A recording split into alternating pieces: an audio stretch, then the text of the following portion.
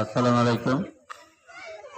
অধ্যক্ষ সভায় 2025 সালের পঞ্চম শ্রেণীর শিক্ষার্থী বিদায় অনুষ্ঠানের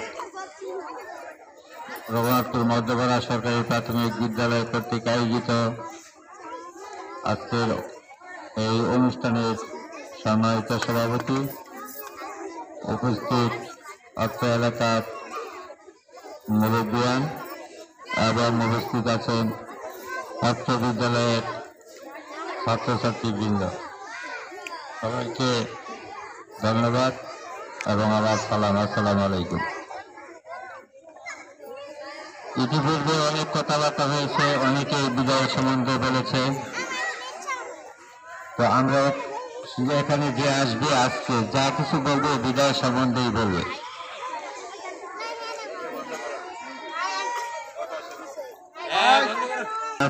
আমাদের কাছ থেকে চির বিদায় নিচ্ছ, তা না, ক্ষণিকের জন্য বিদায়।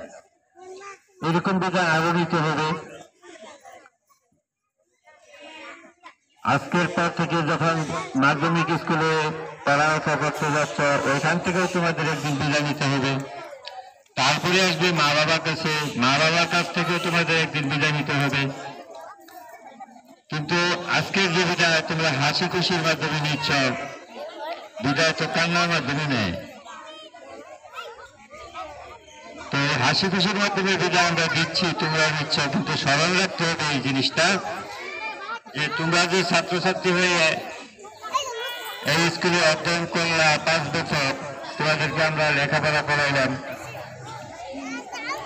মানুষের মতো মানুষ গড়ার জন্য।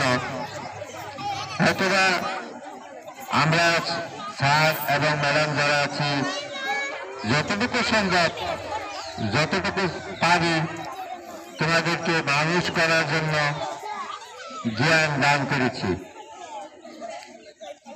তো আমার বলার উদ্দেশ্যটা হলো এটাই যে যারা শিক্ষার্থীবৃন্দ, তাদের একটা জিনিস চিন্তা রাখতে হবে,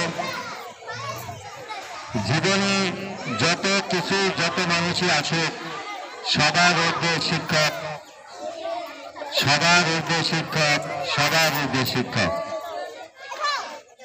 এমনও দেখা গেছে, অতীতে আমরাও দেখেছি এবং শুনতেও আছি যে অনেকেরই সন্তান রেখে কেউ কারোর মা দেখা যায় চলে যাচ্ছে, অন্যত্র চলে যাচ্ছে, সেই সন্তান এতিম হয়ে যায়। আবার এমন দেখা যাচ্ছে যে মার কাছে সন্তান রেখে বাবা গিয়ে আরেক জায়গায় সংসার করছে, এরকমও প্রমাণ আছে। কিন্তু শিক্ষক যারা,